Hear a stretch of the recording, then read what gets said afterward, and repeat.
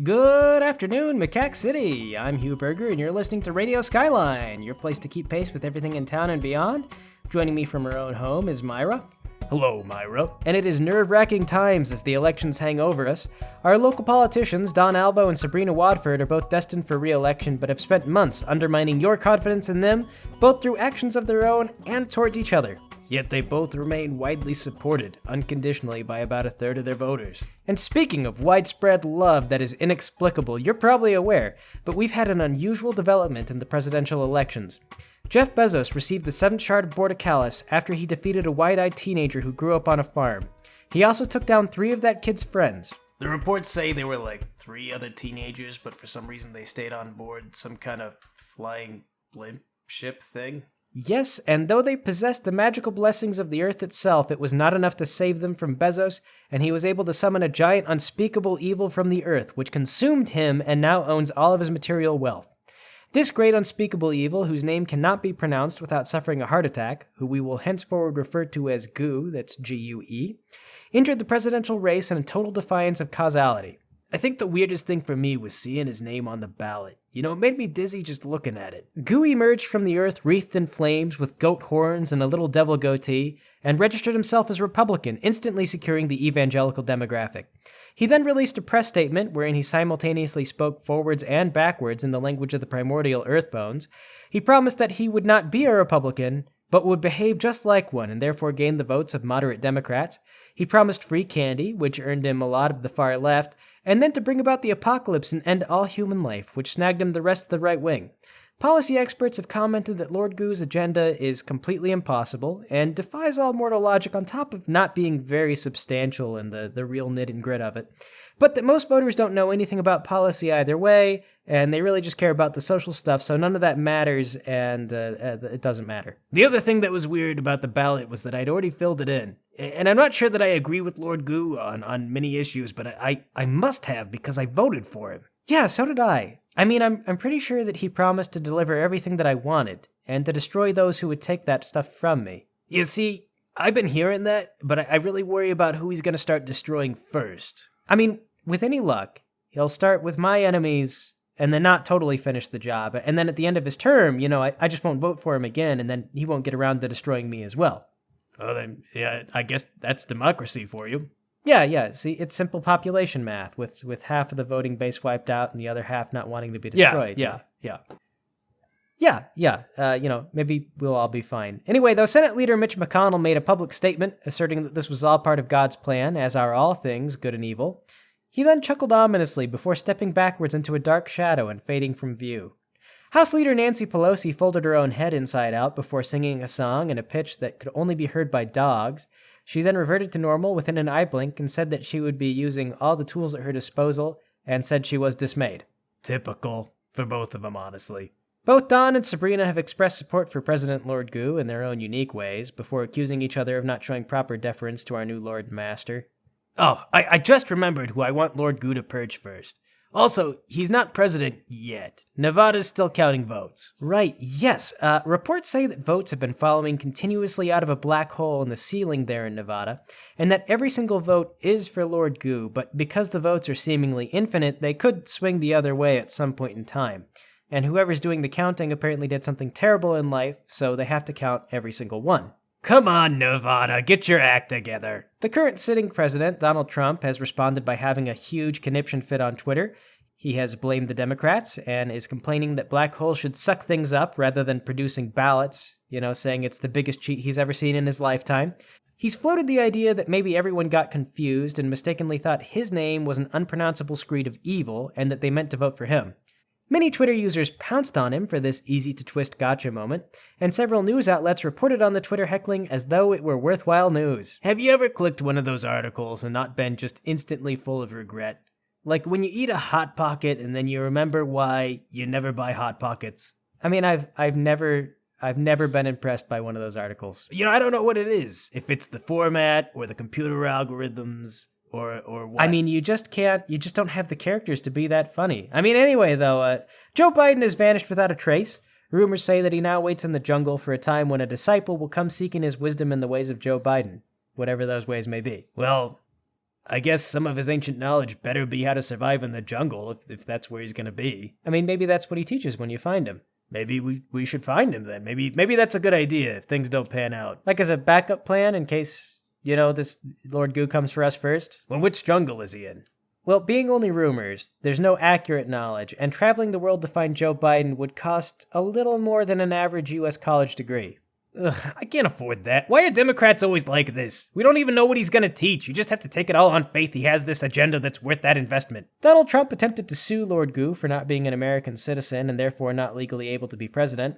He also filed against his own campaign staff and against an Applebee's. In a press statement, Trump explained, "Can you believe these guys? They've just done such an incompetent job. I mean, you walk into an Applebee's and you expect to win an election. This Applebee's, this service was so slow, and I don't think the great unspeakable evil is an American. He's not even an American. He's never been to an Applebee's. That's how you know. But this Applebee's was the worst Applebee's, and I should have won the election. It's so terrible. It's so terrible. It's so terrible. These things are terrible. The most terrible thing I've ever seen. I've never seen something so terrible in my life. The portions were ridiculous. Terrible portions. We're here in America. We like our big portions. I think for a reasonable price, you should get reasonable portions, but they don't give you reasonable portions anymore. It's terrible. They used to, but they don't anymore. That's how you know things are going downhill. When I'm president, Applebee's can't be terrible like this. The unspeakable evil can't do its thing either. It can't be president." My favorite thing about this presidency is that when they do historical documentaries about it, someone's going to have to spend all the time listening to the speeches, trying to find sound bites. Have you ever, imagined what a road trip with Donald Trump must be like? Oh, I don't have to imagine. I have been on road trips like that. Really? Just trapped in a car for hours and hours and hours, and you just listen to that kind of conversation? You can learn an extraordinary amount of patience when your siblings are a certain way, I'll tell you that much. Anyway, how's that whole citizenship lawsuit look? Well, Applebee's and Trump's campaign staff both agreed to settle because it's cheaper than court, but it turns out that Lord Goo was born from the hatred, sins, and resentment of the American people, so he's therefore a natural-born American citizen. And just as there's no rules saying that a dog can't play basketball, there's no laws saying you can't violate space-time to enter an election when it shouldn't be temporarily possible.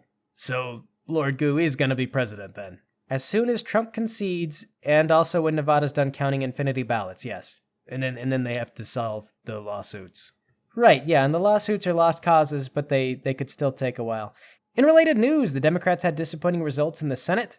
Democratic leaders blamed more left-leaning Democrats, saying that their party failed to unseat Republicans because Democratic candidates were not similar enough to Republicans. If they'd been more like Republicans, they would have received more Republican votes, and anyone on the left wing was just going to vote for them anyway. It seems like flawless logic, but it's funny because the Republicans aren't trying to be more like Democrats, and they're just winning elections anyway in spite of sticking to their own guns. Well, see, moderate Democrats explained that Donald Trump was elected because he promised to fix a lot of problems for people who are struggling, and then failed. And they note that the reason why he lost is probably because he promised to fix those problems. The failure is totally not an issue.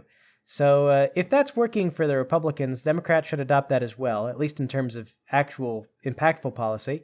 Moderate Democrats would like to continue to voice support for minorities, but not offer them anything or any way out of poverty, and let that be their landmark distinction from their opponents.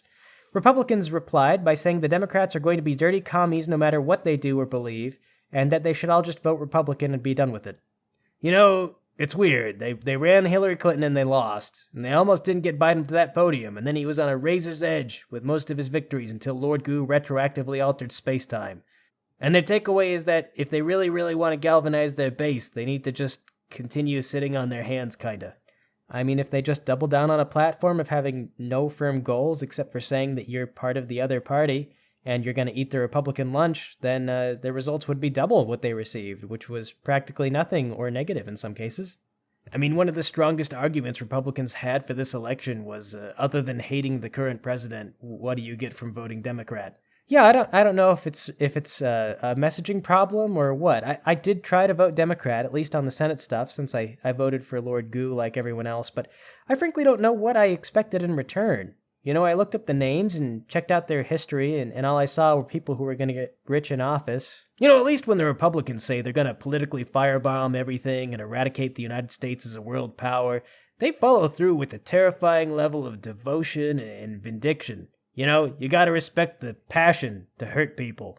If you voted for Trump knowing that you wanted less government, You knew that at the end of the next 4 years, the government was going to look like Humpty Dumpty. I mean, just going back to that whole thing, I mean, who is supposed to be the Democratic base these days? I mean, outside of the Republican slander, what is the ideal Democratic voter? I mean, I don't know. I don't know him because I don't have the college degree and I'm not wealthy enough. Just whoever's not Republicans otherwise, which I guess is like half the country. I mean, it seems weird, right, to complain that the progressives are too forward with their ideals. And I would understand that if the moderates had ideals that were clear, at least. I mean, maybe they must have ideals, surely, like they're people, right? But I don't know them. Well, we can only hope that Lord Goo will finally break this terrible cycle through the complete destruction of all living things. All I know is that the Republicans gave me almost all my reasons to vote for Democrats this year, and I'm sure that some Republicans feel the same way, but in reverse.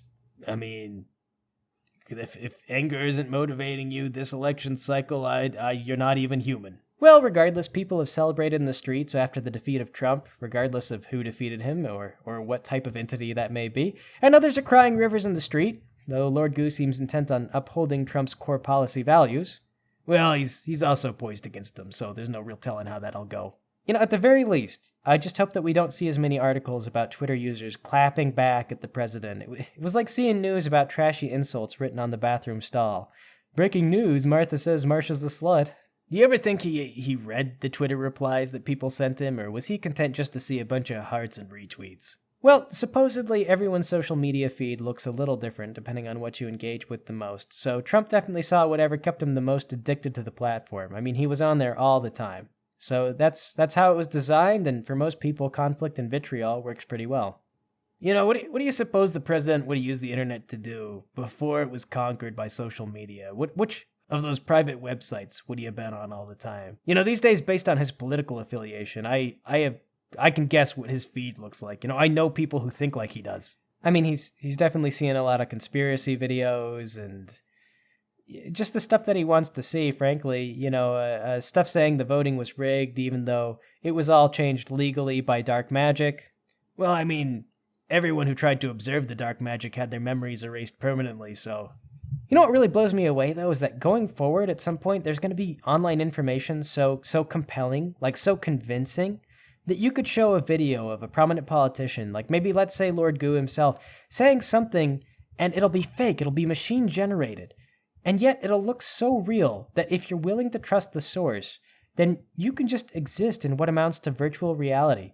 Like, not one where everything is different all the time, but one in which the occasional fake video recontextualizes your whole world to be something different than what everyone else is seeing. Yeah, and Google's just gonna make a killing on all that controversial stuff, whether it's real or fake. I just wish they'd show us some compelling fake videos that say everything's getting better, a little ray of artificial sunlight. I mean, maybe that would be good, if it motivated people in the right direction anyway. Speaking of right directions, the big curiosity now is how and does Trump leave office? Well, he's like the king of tantrums, so I expect his exit to be mean-spirited and divisive, and, people say that Lord Goo is going to be this era of unyielding terror and blood, but to be honest, I don't see a lot changing overnight just because Trump left office. He proves that you can be like Donald Trump and still have a surprising amount of support. You really could kill a man in broad daylight on Fifth Avenue and not lose supporters. And think about that. He didn't know anything. He was never prepared. He didn't listen to briefings. He would just get up on stage and whine about things that the average person whined about. And that is so easy to do. Trying to come up with a real policy plan or a tax plan that's more complicated than giving yourself tax breaks.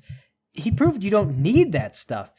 And I mean, he may or may not be president soon, but his way of doing things might hang around for a long while.